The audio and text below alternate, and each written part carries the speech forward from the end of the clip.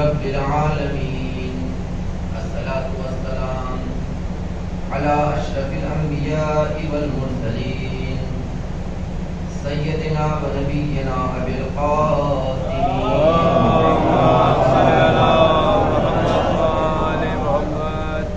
وعلى آله الطيبين الطاهرين المعصومين المنتخبين المنتجبين ولعنة الدائمة على أعدائهم وغاصب حقوقهم ومنكر فضائلهم أجمعين.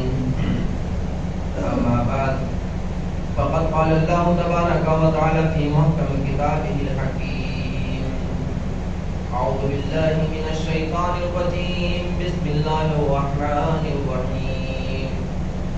يا أيها الذين آمنوا قوا أنفسكم وأهليكم نارا. صلوات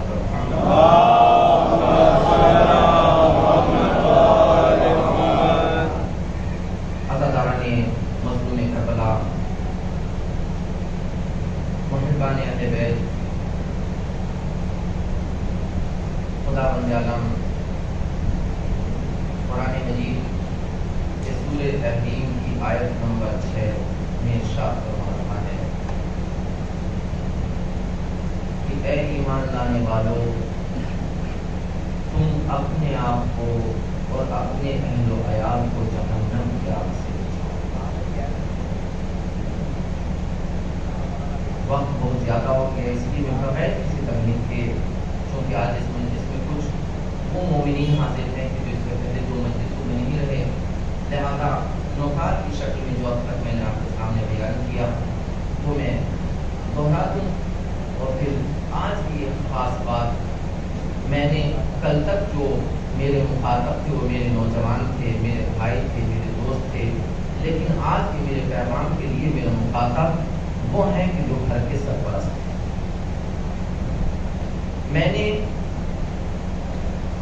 قرآن مجید کی اس آیت کے پہلے فقرے کے متعلق جس میں خدا بند عالم یہ کہتا ہے یا ایھا الذین آمنوا قوا انفسکم،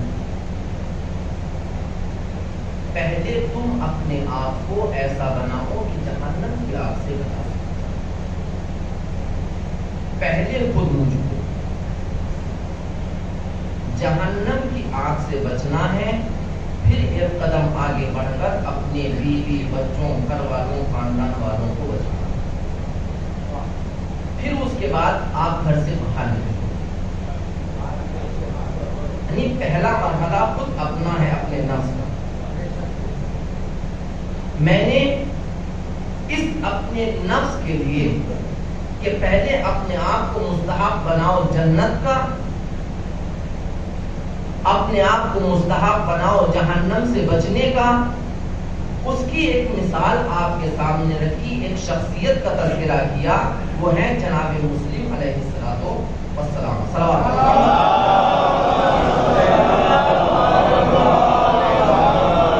میں نے آپ کے سامنے ذکر کیا کہ امام حسین کے مدینے سے نکلنے سے کب نکلے؟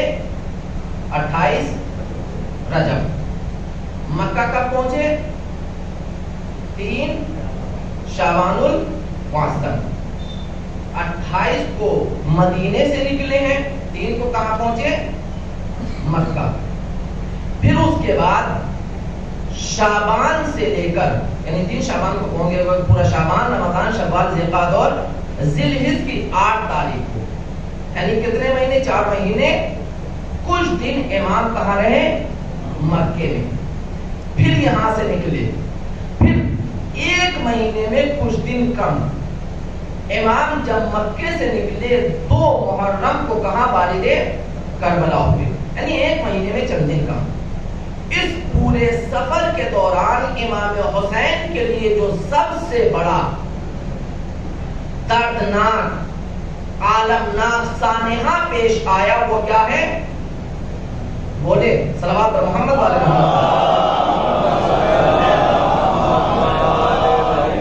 جناب مسلم کی شہادت۔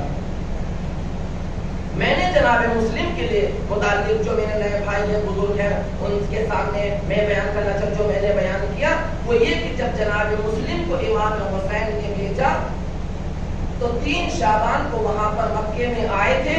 3 شعبان سے لے کر نصف رمضان تک امام حسین کے پاس 12,000 یا زیادہ سے زیادہ 18,000 خطوط کوفے سے آئے تھے کہ آپ کہاں جائیے؟ کوفے میں آ جائیے۔ 12,000، اور ان خطوط میں ایک جملہ تھا کہ ہم ہدایت چاہتے ہیں۔ میں نے عزیزوں ایک جملہ کہا تھا اپنے بزرگوں نوجوانوں کے سامنے کہ یہ مضمون خطوط کا بتا رہا تھا کہ وہ سارے کے سارے اہل بیت کے چاہنے والے نہیں تھے، شیعہ نہیں تھے، اس لیے کہ ہمارا عقیدہ یہ ہے کہ چاہے امام ہمارے سامنے ہو یا نہ ہو وہ ہمارا امام ہوتا ہے۔ شیعوں کا عقیدہ یہ کہ چاہے ہو یا نہ ہو سامنے وہ ہمارا امام ہے، ہماری ہدایت کر رہا ہے۔ جیسے اگر بدلی سورج کے سامنے آ جائے تو سورج کو چھپا تو سکتی ہے لیکن اس کے نور سے استفادہ کرنے کے لیے روک نہیں سکتی۔ امام کا وجود سورج کی مانند ہے، اگر وہ کچھ لمحے کے لیے پردے میں چلا بھی جائے تو وہ ہدایت کرتا رہے گا۔ صلوات محمد والے محمد۔ لہٰذا یہ تو کہہ رہے تھے ہمارا کوئی امام نہیں ہے، آپ آ جائیے ہماری ہدایت کر دیجیے، شاید ہم متحد ہو جائیں، یہ ہو جائے۔ یہ بتا رہا ہے کہ سب نہیں تھے۔ میں نے پھر آپ کے سامنے کیا کہ 2 طرح کے افراد وہاں پر تھے۔ کچھ وہ تھے کہ جنہوں نے امام حسین کے مقصد کے لیے اپنی جان تک قربان کر دی لیکن اپنی زبان سے نہیں پھرے۔ کچھ وہ تھے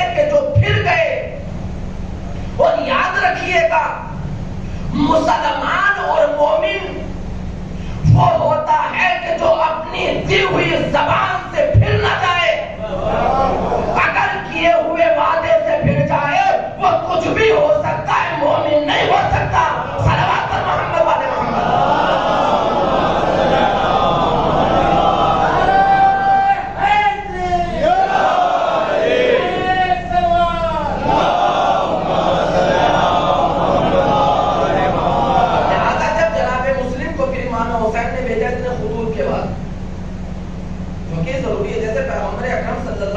علیہ وسلم آج میں ایک عجیب انداز میں آپ کے سامنے کچھ گفتگو کرنا چاہتا ہوں۔ امام پیغمبر اکرم مکے میں، کچھ لوگ مدینے سے آتے ہیں اور یہ ہمیشہ کا دستور رہا ہے، جو باطل پرست ہوتے ہیں وہ یہ چاہتے ہیں کہ انسان حق بات نہ سنے۔ جب تک انسان حق بات نہ سنے گا گمراہ رہے گا، اور اگر حق بات سنے گا تو بیدار ہو سکتا ہے، مگر یہ کہ اس کے شکم میں حرام غذا ہو۔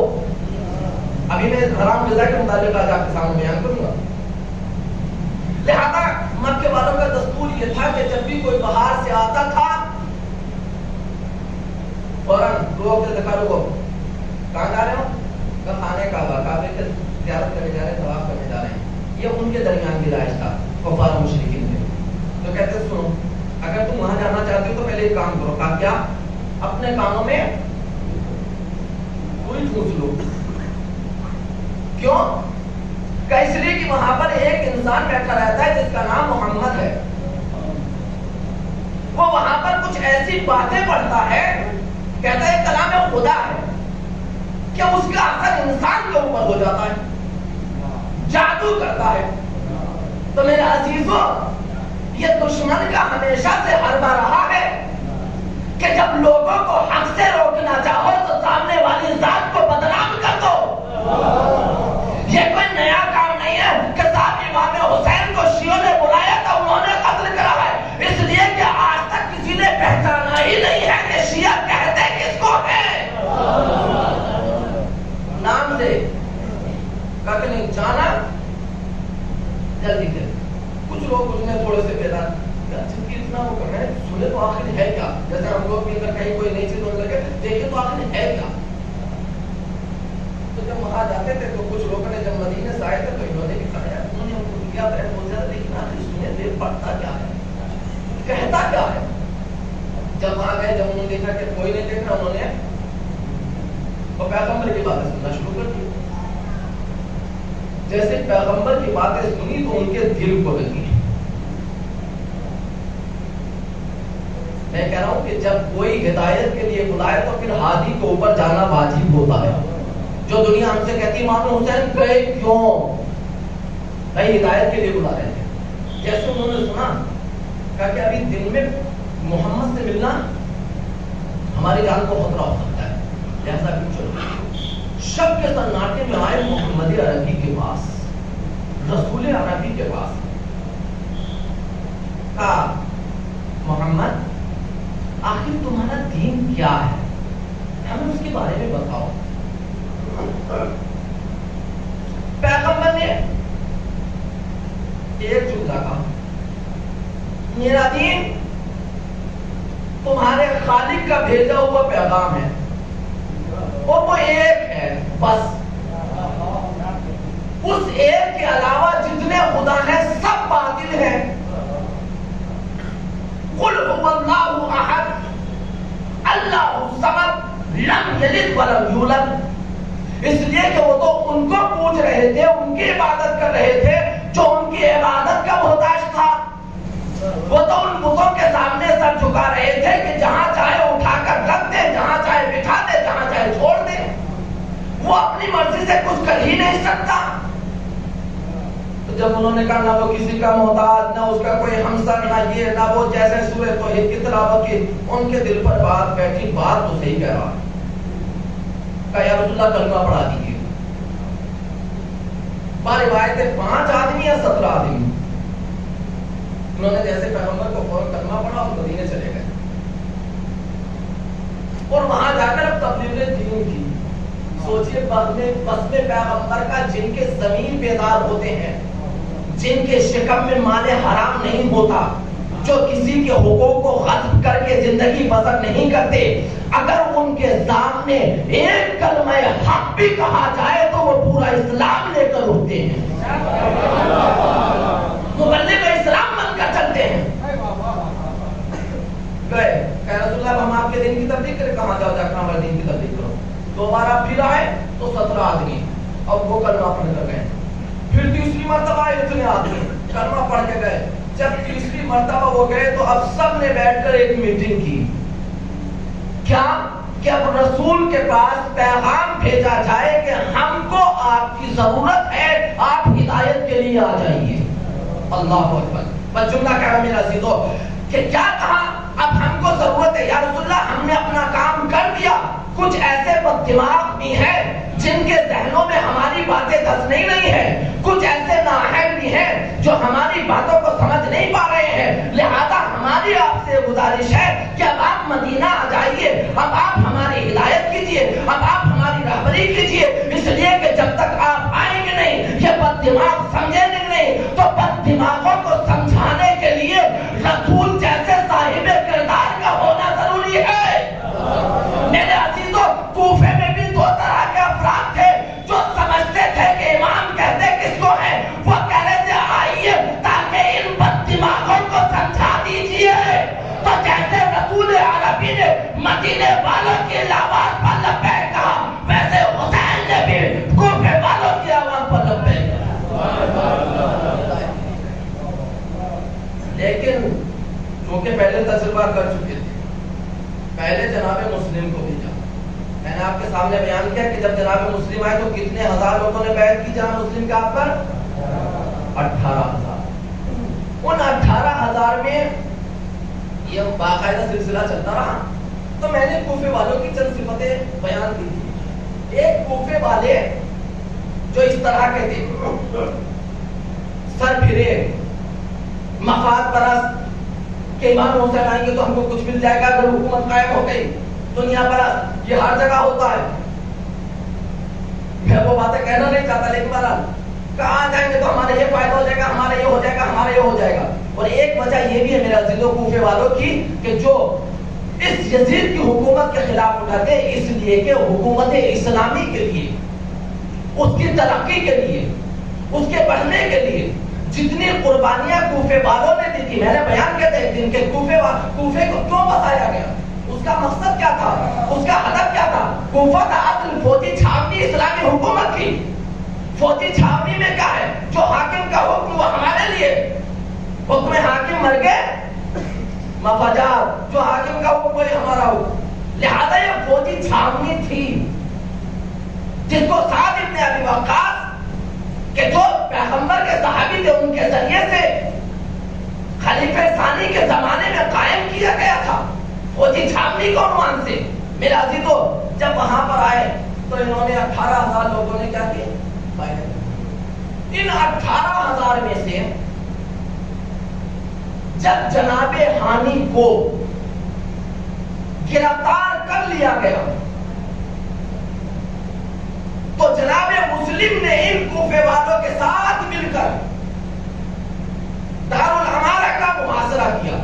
میں نے بتایا تھا دارالعمارہ میں ابن زیاد کے ساتھ کتنے آدمی تھے، 20 فوجی یا 30 فوجی اور 20 اشراف کوفہ، کوفے کے بزرگ. ان 50 آدمیوں کے ساتھ ابن زیاد کہاں تھا، دارالعمارہ میں بند. جناب مسلم کے ساتھ کتنے افراد تھے، 18,000.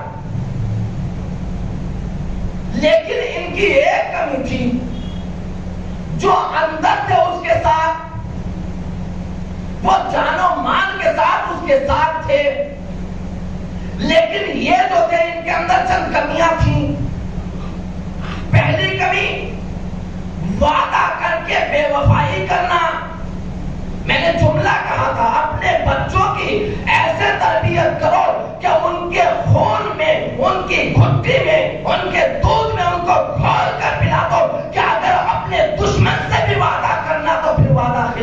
کرنا. وعدہ خلافی نے اہل بیت کو بہت نقصان پہنچایا ہے.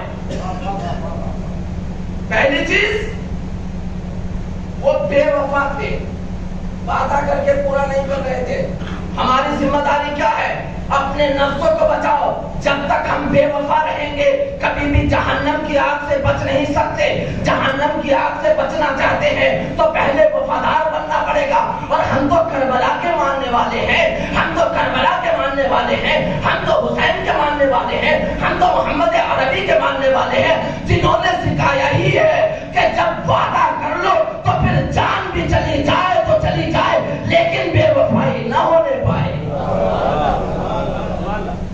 پہلی صفت بے وفائی, دوسری صفت خوف. ان کے اندر خوف تھا, کہا کہ نہیں ہونا چاہیے. تیسری لالچ. جیسے ادھر سے 20 آدمیوں نے انہوں نے اعلان کیا تھا شاہ مکہ نے کہ یزید ایک فوج بھیج رہا ہے.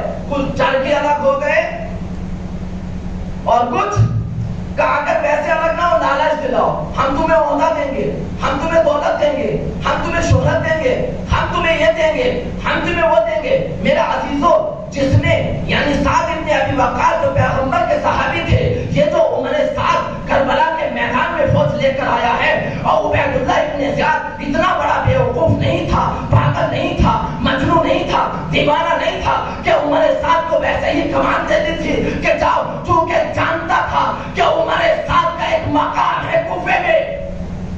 اور میں انشاءاللہ اگر تاریخ بیان کروں تو وہ آپ کے سامنے بیان کروں گا, لہذا اس کو بھیجا تھا لالچ کے ذریعے سے. چوتھی چیز تھی پروپیگنڈے میں آ جانا, دشمن کو نہ پہچاننا. وہ دشمن کو نہیں پہچانتے تھے اپنے. پانچویں چیز تھی ان کے اندر کہ وہ اپنے مولا کو نہیں پہچانتے تھے جس کو بلا رہے تھے. تو میرے عزیزو, یہ ہمیں سوچنا ہے کہ صفات ہمارے اندر ہے یا نہیں ہے. جب شیخ سعدی سے کسی نے پوچھا, صلوات پر محمد والے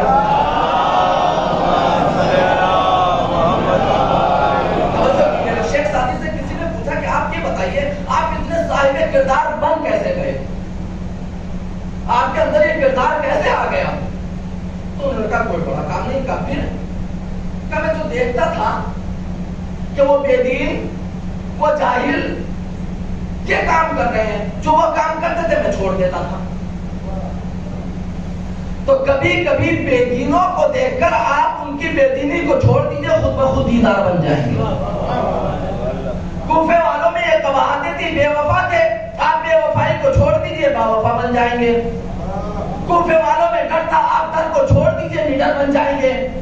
کوفے والوں میں لالچ تھی, آپ لالچ کو چھوڑ دیجئے, سخی بن جائیں گے, غنی بن جائیں گے. ایسے غنی بنیں گے کہ جان جاتی ہے تو جائے, اولاد جاتی ہے تو جائے, دولت جاتی ہے تو جائے, حشمت جاتی ہے تو جائے, اقتدار جاتا ہے تو جائے, لیکن حسین کے قدموں کے اوپر اپنی جان نچھاور کر کے میں حر بن جاؤں گا. حر بتا رہے تھے دولت تمہیں نہیں بچائے گی, اقتدار تمہیں نہیں بچائے گا, یہ دولت و شہرت تم کو نہیں بچائے گی. اگر تم حسین کے قدموں میں اپنی جان کو قربان کر دو گے تو قیامت تک تمہارا وقت بنے گا.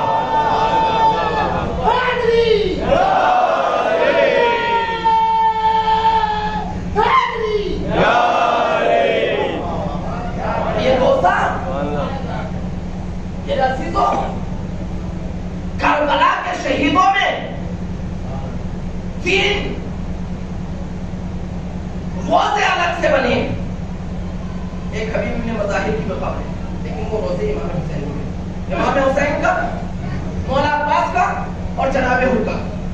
جملہ کے تمہیں پیش کر رہا ہوں. آخر وجہ کیا ہے؟ مولا زین العابدین, مولا سید سجاد, آپ نے جناب حر کو الگ کیوں؟ اور میں آپ کو روایت سناؤں. روایت میں معصومین نے ارشاد فرمایا کہ دیکھو جب تم کربلا ہمارے جد کی زیارت کے لیے جاؤ تو حر کی زیارت کے لیے ضرور جانا, اس لیے کہ ہم ضمانت لیتے ہیں جو جناب حر کی زیارت کے لیے ان کے روزے پر جائے گا تو دوبارہ ہم پھر اس کو کربلا بلائیں گے.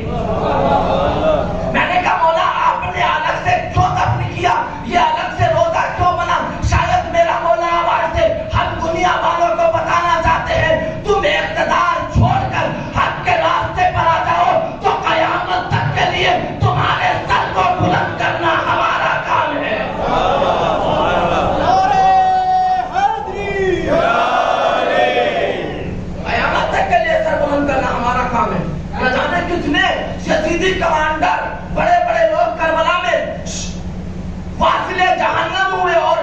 شہداء سے پہلے دفن ہوئے.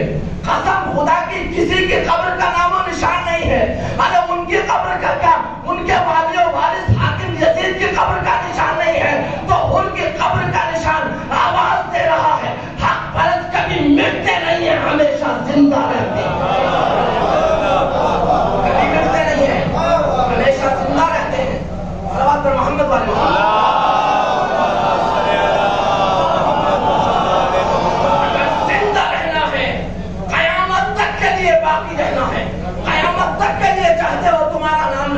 تمہاری شان رہے, تمہاری عظمت رہے, لوگ تمہارے سامنے عزت کے ساتھ اپنے سر کو تمہاری چوکھٹ پر جھکائیں, تو پھر ایسے بن جاؤ جیسے حور بنا.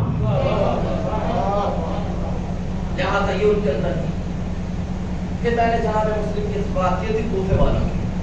جناب مسلم کی صفات آپ کے سامنے بیان کی. اب میرا دیکھو, چونکہ میرے پاس وقت نہیں کہ میں ان کو دہراؤں, لیکن جو میں نے ہر حدیث آپ کے سامنے بیان کی اس میں کہ سب سے پہلا کامیاب انسان تحریک کربلا کا کون ہوا؟ بولو, سب سے پہلا شہید کون؟ سفیر سید الشہداء کون؟ جناب مسلم. پیغمبر نے کیا کہا؟ یہ مسلم وہ ہے کہ جو میرے لال حسین کی محبت میں شہید ہوگا. شہید ہونے کے بعد دو صفتیں کائنات کو عطا کرے گا. جو آنکھیں اس کے غم میں روئیں گی مومن کہلائیں گے. جو ملائکہ اس کے اوپر صلوات بھیجیں گے میرے مقرب بن جائیں گے. تو میرے عزیزوں, مسلم کا غم وہ غم ہے, اگر کوئی ان کے غم میں روئے تو مومن بنتا ہے. فرشتے اگر صلوات پڑھے تو مقرب الہی بنتے ہیں.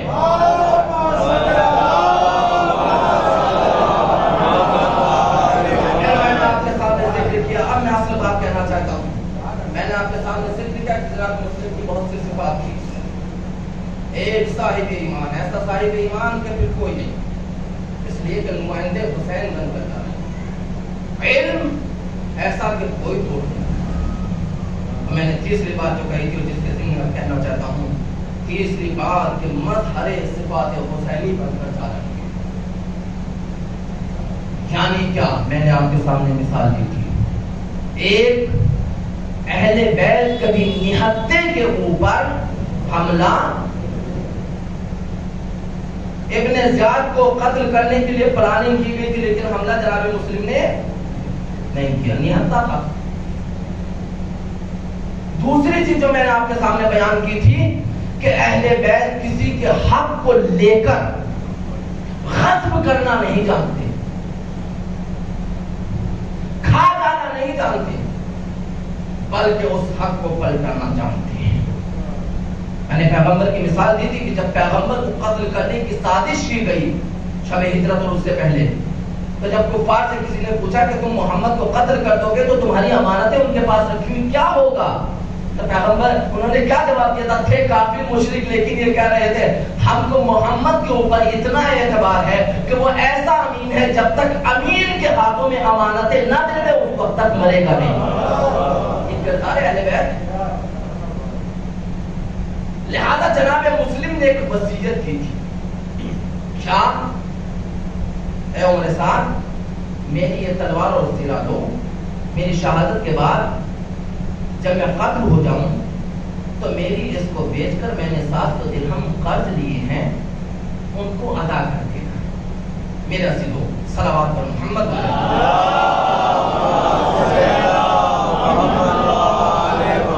میرے پاس جو کہ وقت نہیں, لہٰذا میں صرف روایات آپ کے سامنے, میں نے کل ایک جملہ کہا تھا کہ اگر معصومین کی روایت صرف انہی کے الفاظ میں مومنین تک پہنچا دی جائے تو یہ ہو ہی نہیں سکتا کہ اس کا اثر نہ.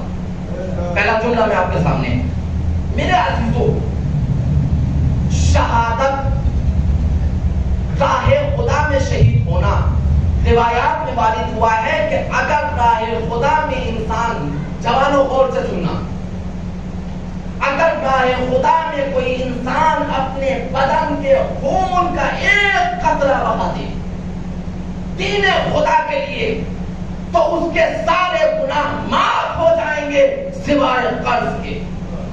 صلوات پر محمد والے محمد.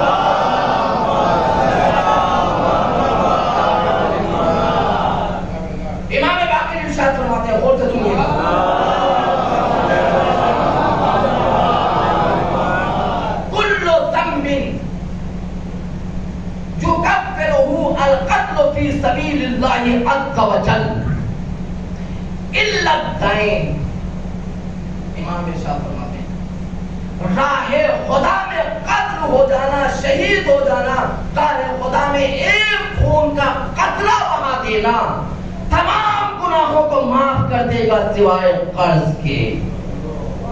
میں اپنے نوجوانوں، اپنے بزرگوں سے ایک پیغام دینا چاہتا ہوں. اگر میں ابھی امام حسین کے وہ جملے آپ کے سامنے پڑھوں گا کہ جو امام حسین نے بیان کیے ہیں کربلا کے میدان میں، میرا عزیزو ہماری سب سے پہلی ذمہ داری ہے کہ جس کا جو حق ہو وہ ادا کر دیا جائے. جب تک ہر ایک کا حق ادا نہیں کیا جائے گا ہم سب کچھ ہو سکتے ہیں، حسینی نہیں ہو سکتے. حسین حقوق کو ادا کرنا چاہتا ہے، حقوق کو ختم کرنا نہیں سکھاتا. فرش ادا پر آئے ہیں، فرش ادا پر بیٹھو، لیکن بیٹھنے سے پہلے ہم کو یہ دیکھنا ہے میں نے کسی کی ایک رتی بھر زمین تو غصب نہیں کی ہے، کسی کا قرض لے کر بھول تو نہیں گیا جو کیا میں نے. روایت آپ کے سامنے پڑھوں گا. میں نے کسی سے یہ لیا تھا نہیں. میرے عزیزو ہمارا کے چھٹے امام حضرت امام جعفر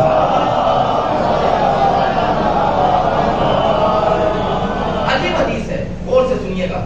امام نے ارشاد فرمایا، چونکہ چھوڑ چکے بہت سی باتیں کہنا چاہتا تھا، میں اسی لیے لکھتا ہوں تاکہ کوئی پوائنٹ چھوٹے نہ. اور یہ میرا اپنی روش انداز.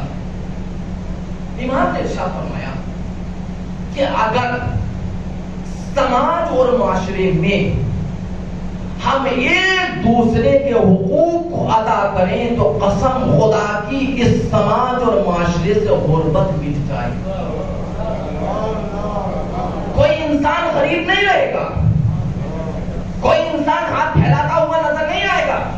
اگر آج پوری دنیا میں اور ہمارے ہندوستان میں مسلمان دوسروں کے سامنے ہاتھ پھیلا رہے ہیں، اس کا مطلب یہ ہے کہ ہم نے ان کے حق کو غصب کیا ہے. اسلام لینا نہیں سکھاتا، اسلام دینا سکھاتا ہے. اسلام ختم کرنا نہیں سکھاتا، اسلام لٹانا سکھاتا ہے. آپ تو جناب خدیجہ سلام اللہ علیہا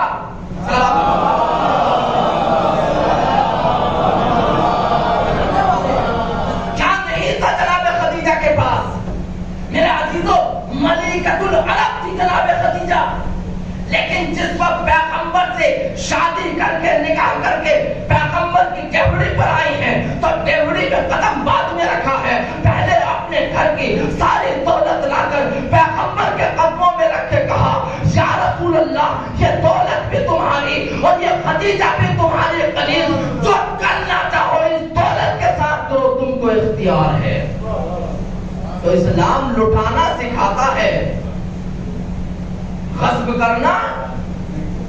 امام نے ارشاد فرمایا کہ اگر سماج اور معاشرے میں ہر ایک کے حق کو ادا کیا جائے تو پھر غربت مٹ جائے گی، تنگ دستی ختم ہو جائے گی. یہ سماج اور معاشرہ جنتی معاشرہ بن جائے گا. جنت کہیں الگ سے نہیں ملے گی، جنت ہمارے کردار سے ملے گی. تم صاحب کردار بنتے چلے جاؤ، جنت خود بخود بنتی چلی جائے گی. اب میرے عزیزوں میں صرف امام حسین کی چونکہ وقت نہیں ہے وہ بہت زیادہ ہو گیا، لہذا میں صرف امام حسین کی 2 حدیث آپ کے سامنے پڑھنا چاہتا ہوں. صلوات پر محمد والے.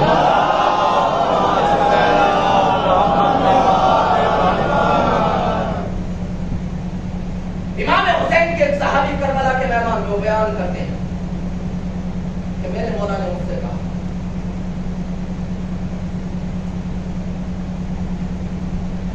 جاؤ میرے اصحاب کو جو کربلا کے میدان میں جن کے بارے میں امام حسین نے اعلان کیا تھا کہ جیسے اصحاب مجھ کو ملے ویسے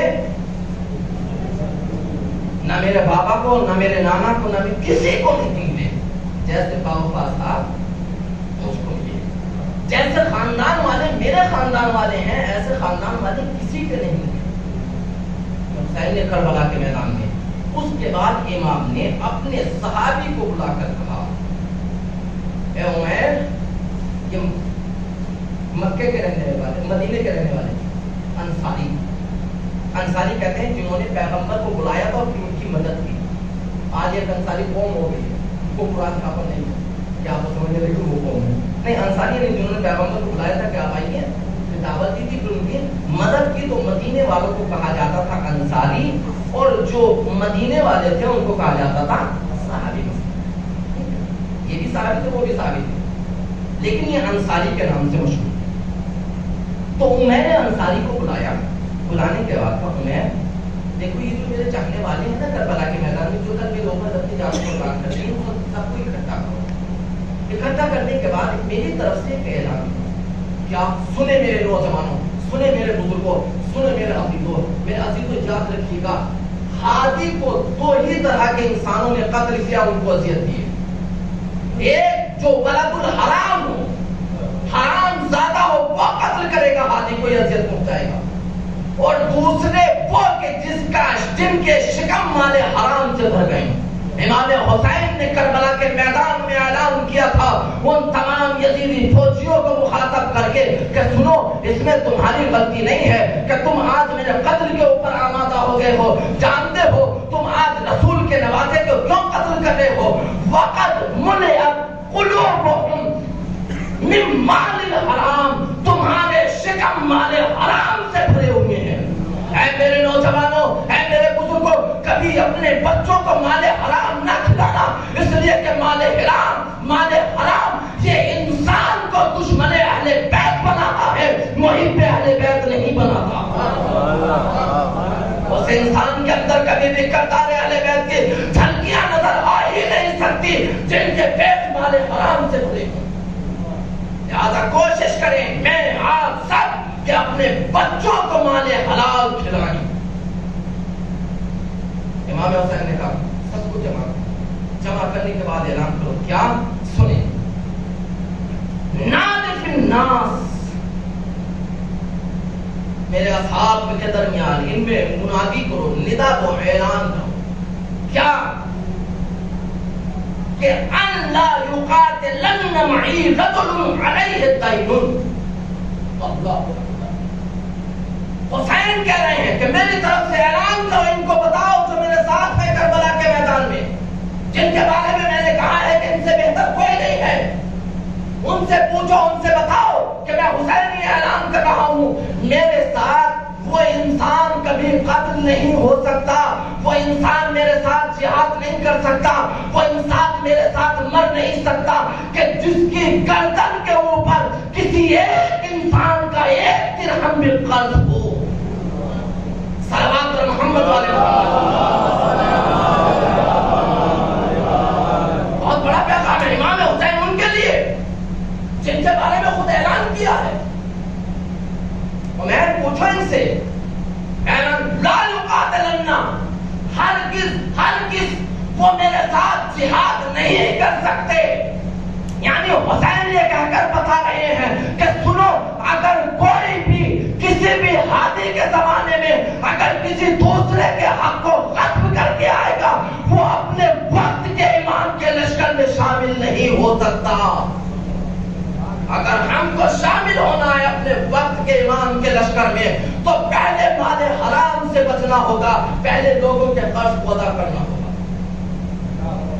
اعلان کرو، لا یقاتلن، میرے ساتھ کوئی نہیں، ہرگز میں اس کو اجازت نہیں دوں گا کہ وہ میرے ساتھ جہاد کرے. خدا اگر شہید ہو بھی جاتا ہے، قتل ہو جاتا ہے، تو کیا ہوگا؟ سنیں جملہ امام ارشاد فرماتے ہیں، کیوں نہیں لڑ سکتا، کیوں نہیں قتال کر سکتا، کیوں نہیں امام کے لشکر میں شامل ہو سکتا؟ کہ فَإِنَّهُ لَيْسَ مِنْ رَجُلٍ يَمُوتُ وَعَلَيْهِ دَيْنٌ. اس لیے کہ میں یہ نہیں چاہتا کہ میرے ساتھ وہ مرے جو کسی کا مقروض ہو. جناب مسلم نے یوں ہی نہیں کہا تھا، سبیل حسین بن کر گئے تھے، میرے ساتھ وہ نہیں ہو سکتا، وہ قتل نہیں ہو سکتا جس کے اوپر کسی کا قرض ہو. پھر اگر وہ تو کیا کرے؟ مولانا نے ایک وجہ بتائی کہ یا تو وہ کوئی انتظام کر کے آیا ہو. مثلا میں کربلا کے میدان میں جتنے بھی ساتھی آئے تھے وہ اپنے بیٹے سے کہہ کر آئے تھے کہ بیٹے میرے اوپر یہ قرض ہے، اس کو ادا کر دیں. تو امام نے ارشاد فرمایا لا يدعو له وباء الا دخل النار. اللہ عظیم جملہ ہے میرا. اگر انسان سمجھے غور کرے تو وہ خود بخود پوری رات بے چین رہے گا. امام نے ارشاد فرمایا کہ مولا اگر وہ شہید بھی ہو جاتا ہے تو کیا ہوگا کہ اس وقت تک وہ جنت میں داخل نہیں ہو سکتا جب تک کہ اس کا قرض ادا نہ ہو جائے. تو سنے پورا عالم اسلام, سنے پوری دنیا, سنے تمام کلمہ پڑھنے والے, حسین اعلان کر رہے ہیں کہ ہم کسی اہل خیر کے ماننے والے نہیں ہیں, ہم اس رسول عربی کے ماننے والے ہیں کہ جو امین کہلاتا تھا, جس نے کبھی کسی کی امانتوں میں خیانت نہیں کی. میں حسین اعلان کر رہا ہوں کہ اگر جنت میں جانا چاہتے ہو تو پہلے دوسروں کے حق کو ادا کرنا پڑے گا, تب جنت میں جاؤ. اگر حسین کے ساتھ بھی شہید ہو جاؤ گے تو جنت میں نہ جا پاؤ گے, جہنم تمہارا ٹھکانہ ہوگا.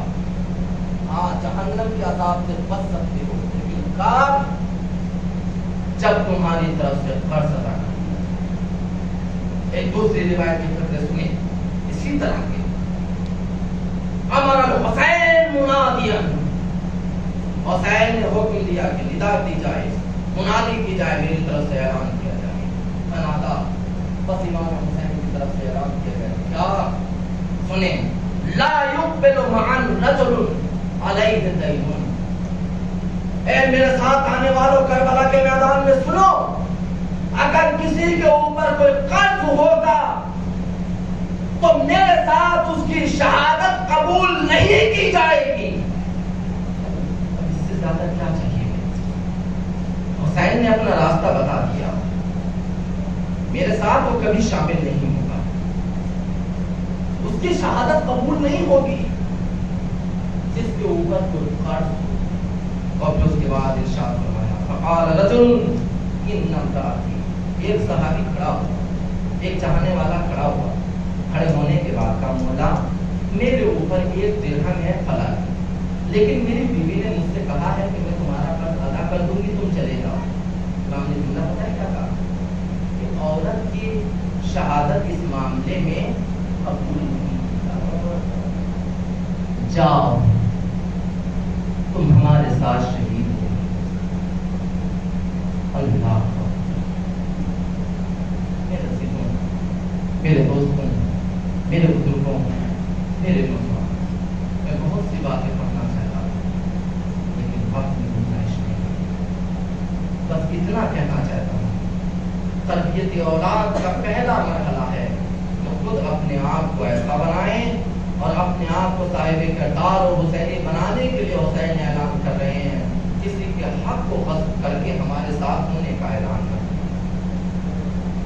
میں ایک آخر میں بات کہنا چاہتا ہوں, جب میں نے آج ان احادیث کو دیکھا دل کا وقت ذہن بے چین.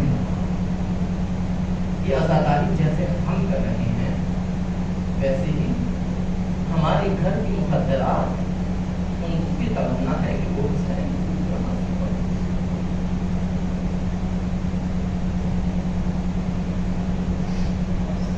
لیکن وہ حالات کی وجہ سے ان مجلسوں میں شرکت نہیں کر پاتے. تو میں نے کہا کہ میں اس خدمت کو کرنے کے لیے بغیر کسی خدمت کرنے کے لیے تیار ہوں. ایک ساتھ ہم گناہ نہیں سکتے, اس لیے کتنی جگہ نہیں فکر کیا جائے کہ ایک وقت معین کیا جائے, اس میں وہ آئیں مجلس میں پڑھوں, اور جیسے ہم حسین کا غم منائیں ویسے وہ بھی غم منائیں, کہ اگر کوئی ذاکرہ ہو اس کے ذریعے, لیکن ان کو محفوظ کر کے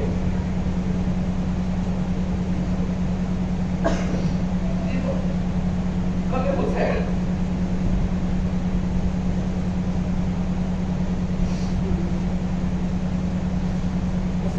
کیا صحرا کی تمنا ہے,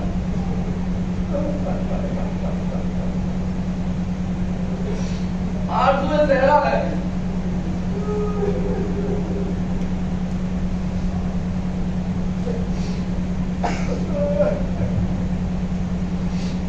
صرف امام حسین پیدا ہوتے تھے اور رسول عربی آئے، رسول عربی نے امام حسین کو اپنی گود میں لیا، حسین کے منہ میں اپنی زبان داخل کی اور اس کے بعد پیشانی کو چوم کر حسین زاروں قطار رونے لگے۔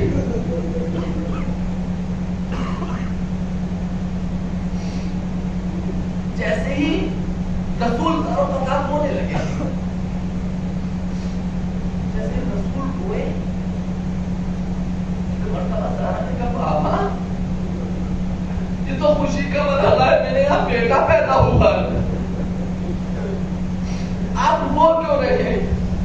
عزیز و جملہ سنیں گے، ایک مرتبہ پیغمبر علی کی طرف مخاطب ہونے کے بعد کہا علی زہرا کے بالوں کو پکڑو، زہرا کو سہارا دو۔ زہرا نے مجھ سے پوچھا ہے جب میں بیان کروں گا زہرا برداشت نہ کر پائے گی۔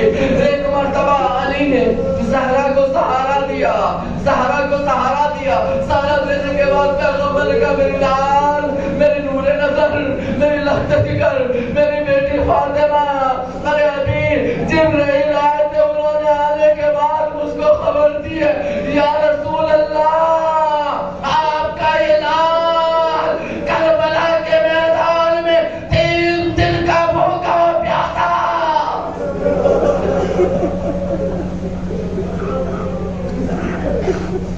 اللہ اکبر، 3 دن کا بھوکا اور پیاسا شہید کر دیا جائے گا۔ آج پہلی محرم ہو گئی، عزیزوں 28 رجب کو حسین مدینہ چھوڑ چکا، اب کربلا کے قریب ہے حسین کا قافلہ۔ لیکن ایک جملہ کہنا چاہتا ہوں، جیسے حسین نے ہی کہا، ایک مرتبہ زہرا نے اپنے ہاتھوں کو جوڑنے کے بعد کہا بابا یہ بتائیے جب میرے لال کو شہید کیا جائے گا یہ ماں زندہ ہوگی کہ نہیں؟ میرے عزیزوں میں نے ایک جملہ کہا تھا پہلی مجلس میں کہ جب حسین کے مسائل بیان کیے جائیں اور ہماری آنکھوں سے آنسو نکلے تو فرش اعظم پر بیٹھ کر دعا کیا کرو پروردگار ہمارے ان گناہوں کو معاف کر دے جو ہمیں غم حسین میں رونے سے مانے ہو رہے ہیں۔ مولا ہمارے ان گناہوں کو معاف کر دے جن کی وجہ سے ہماری آنکھوں سے آنسو نہیں نکل رہے۔ سارے نے پوچھا بابا میرے ہوں گی؟ ایک مرتبہ پیغمبر نے کہا نہیں میری لال تو نہ رہے گی۔ میرا دل کہتے شاید پیغمبر نے کہا بیٹی تجھے کیا بتاؤں اس سے پہلے تو تو دیوار کے درمیان پھس لگی ہوگی، تو ٹوٹی ہوئی پسلیوں کے ساتھ تجھے علی قبر میں دفن کریں گے، میرے لال تو نہ رہے گی۔ جب زہرا نے ایک مرتبہ پڑھ ہوئی لیکن اپنے آپ کو سنبھالنے کے بعد کہا اچھا یا رسول اللہ اگر میں نہ رہوں گی کیا ابو الحسن رہیں گے؟ کتنی تمنا ہے زہرا کی کہ میرے لال کے اوپر رویا جائے، میرے لال کے اوپر آنسو بہائے جائیں۔ میرے عزیزوں آج میں تھوڑی دیر مسائل پڑھنا چاہتا ہوں، مجھے معاف کر دیے، میں چھوٹے چھوٹے بچوں کے آج مسائل پڑھنا چاہتا ہوں لیکن یہ جملہ کہہ کر میرے عزیزوں اس کے بعد رسول نے کہا نہیں میرے لال ابو الحسن بھی نہیں ہوں گے۔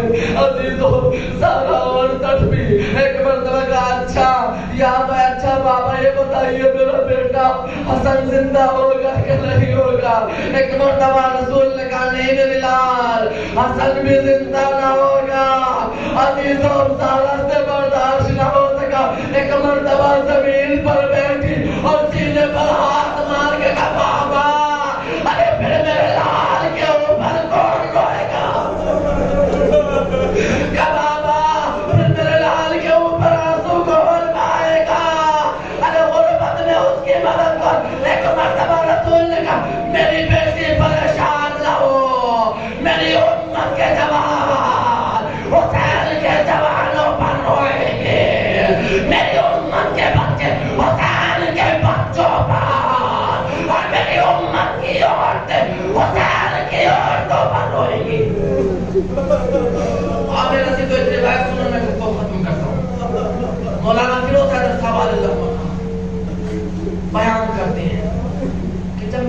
دفعہ کربلا زیارت کے لیے گیا اور زندگی کا بہت سال ہوئی انشاءاللہ. جب میں وہاں گیا کربلا پہنچا تو قبر حسین پر بیٹھا زیارت کر رہا تھا.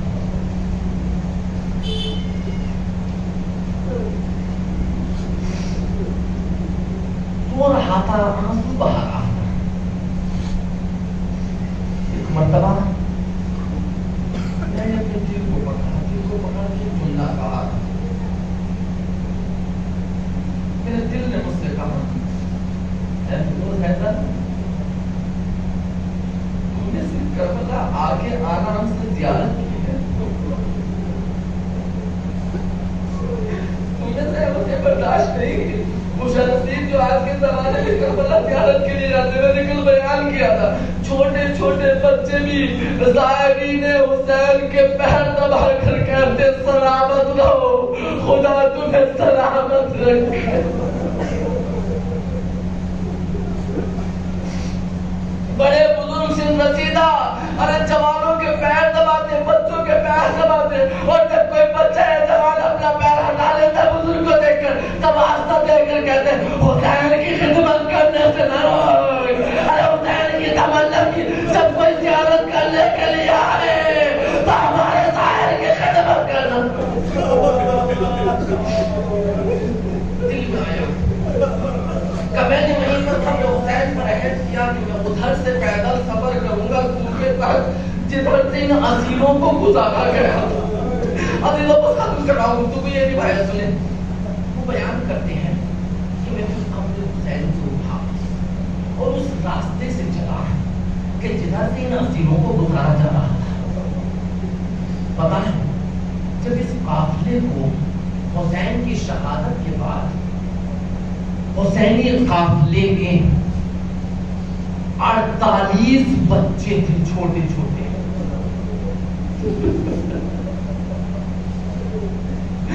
48 بچے.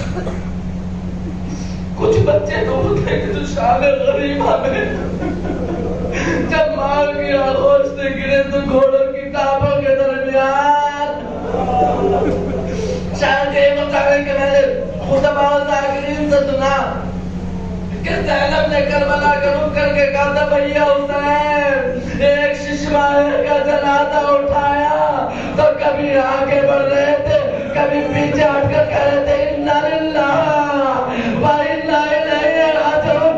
لیکن آؤ زینب کو دیکھو, ارے ایک وقت میں کتنے بچوں کے جنازوں کو اٹھا رہی ہے.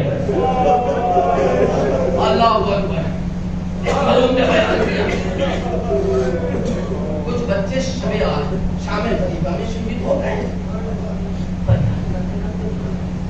جب میں ادھر سے گزرا تو مجھے راستے میں جگہ جگہ پر چھوٹی چھوٹی قبریں ملی. جب میں ادھر سے گزر رہا تھا تو مجھے چھوٹی چھوٹی قبریں ملی.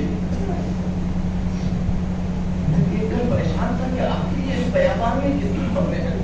تو میں ایک بستی کے پاس پہنچا, وہاں کا جو سب سے رسیدہ بزرگ انسان تھا میں اس کے پاس گیا معلوم کر کے کہ کون ہے. میں اس کے پاس گیا, جانے کے بعد کہا بزرگ مجھے اتنا بتا دیں, جب میں اس راستے سے آ رہا تھا وہاں کوئی آبادی نہیں تھی لیکن اس کے درمیان مجھے چھوٹی چھوٹی قبریں مل رہی تھی. آخر وہ قبریں کس کی ہیں؟ صدام کا دور حکومت تھا. ایک مرتبہ اس نے کہا کہ یہ بتاؤ ہو کون, کہاں کے رہنے والے ہو؟ کہا میں ہندوستان کا رہنے والا ہوں. کہا کون ہو؟ کہا میں زہرا کا بیٹا سید زادہ ہوں. ایک مرتبہ اس نے دل کو پکڑا, دل کو پکڑنے کے بعد کہا سید زادے سننا چاہتے وہ قبریں کس کی ہے؟ ارے جب یہ حسینی قافلہ اسیر بنا کر لے جایا جا رہا تھا, جو چھوٹے چھوٹے بچے ماں کی آغوش میں تھے, ارے جب ان ماں کو درے لگتے تھے تو وہ بچے زمین پر گرتے تھے, ارے فریاد کرتے رہتے تھے, ماں تڑپتی تھی, آئے میرا لال, آئے میرا بچہ, اور وہ بچہ وہی دم توڑ دیتا تھا.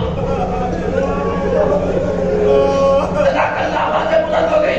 میرے نوجوانوں کا بھی گھٹ کر نہ رونا, یہ خبر حسین ہے, بہت اذیتیں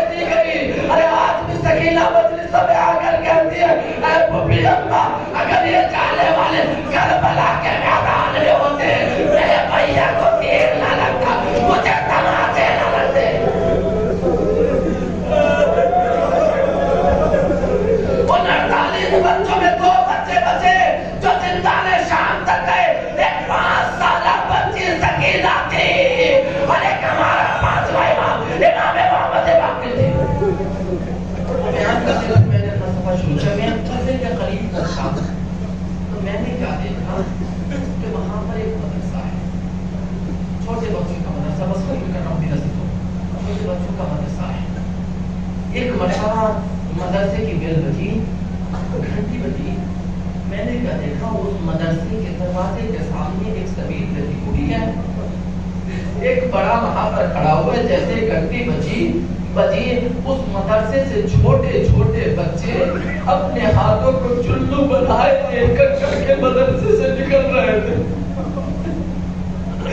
جب وہ نکل رہے تھے ایک مرتبہ زمین کے پاس آتے تھے، آنے کے بعد کہتے تھے ہائے سکینہ، ہائے پیاسے، چلو پانی پیتے تھے، آگے بڑھ جاتے تھے۔ جب وہ بچے نکل رہے تھے اور ایک ہی جملہ کہتے تھے ہائے سکینہ، ہائے پیاس، ہائے سکینہ، ہائے پیاس۔ ارے جب بچے پانی پی چکے، ایک مرتبہ میں آگے بڑھا، میں نے بھی اپنے چلو کو پھیلا کر ایک مرتبہ کا ہائے سکینہ، ہائے پیاس۔ ارے اس پانی کو پیتے دل کے اوپر عجیب خطاری ہوا۔ میں نے اس سے پوچھا بھائی یہ کون سی جگہ ہے، یہ بچوں کا کیا دستور ہے؟ ایک مرتبہ اس نے کہا ارے تجھے نہیں معلوم، ارے جب حسین کی 4 سالہ بچی کو قیدی بنا کر لایا گیا تھا، یہی وہ جگہ تھی کہ جہاں پر عمر سعد کا لشکر رکا تھا۔ میں ایک مرتبہ بچی نے اپنی پھوپھی سے اجازت لے کر کہا تھا پھوپھی اماں اگر اجازت ہو تو میں شمر ملعون سے ایک گھونٹ پانی کا سوال کروں۔ پھوپھی اماں مجھے پتا ہے یہ ظالم مجھے پانی نہ دے گا، لیکن میں حجت تمام کرنا چاہتی ہوں۔ عزیز و ثقیلہ کو اجازت ملی، ایک مرتبہ چھوٹے چھوٹے قدموں سے آگے بڑھی، اے نوجوانوں میں ختم کر رہا ہوں، اے سکینہ کے ماتم کو، اے سکینہ کے ماتم کرنے والوں، اے فاطمہ کو پرسہ دینے والوں، اے حسین کے سینے پر سونے والے بچے کا ماتم کرنے والوں، عجیب مرحلہ تھا۔ ایک مرتبہ بچی چھوٹے چھوٹے قدموں سے آگے بڑھی، اپنے ہاتھوں کو پھیلانے کے بعد کہا اے ظالم اگر ہو سکے تو ایک گھونٹ پانی دے دے۔ عزیزوں پتا ہے ارے ہمارے کسی بچے کے سامنے منظر نہ آئے، کوئی بھائی یہ منظر نہ دیکھے جو سید سجاد نے دیکھا، جو نواب نے دیکھا۔ ایک مرتبہ شمر نے اس 4 سالہ بچی کو جھڑکا، ارے جھڑکنے کے بعد کہا سکینہ بیٹھ جا، پہلے میں اپنے لشکر والوں کو پلا دوں۔ عزیزوں سکینہ بیٹھ گئی، جب لشکر والوں کو پلا چکا ایک مرتبہ پھر اٹھی، بھائی حسین شمر ملعون اگر ہو سکے ایک گھونٹ پانی پلا دے۔ ایک مرتبہ اس نے پھر جھڑکا، جھڑکنے کے بعد کہ سکینہ بیٹھ جا، پہلے میں جانوروں کو پانی پلا لوں۔ اللہ سید سجاد کے اوپر کیا گزر گئی جب سنا ہوگا ارے جانوروں کو پانی پلایا جائے اور میری بہن پانی مانگتی رہ جائے۔ سکینہ بیٹھ گئی، جب جانوروں کو پانی ملا چکا، بس 1 منٹ، جب جانوروں کو پانی ملا چکا ایک مرتبہ آپ سکینہ اٹھی کہ ظالم اب تو پانی ملا دے، اللہ تو ان کی انتہا ہو گئی۔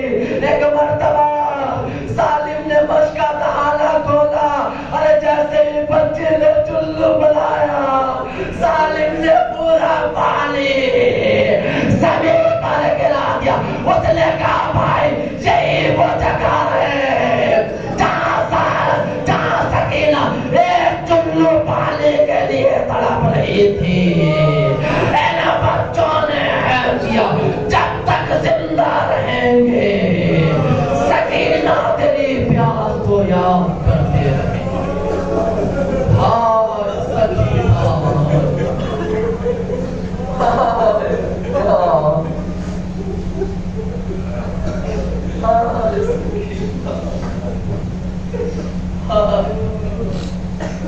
ماتم حسین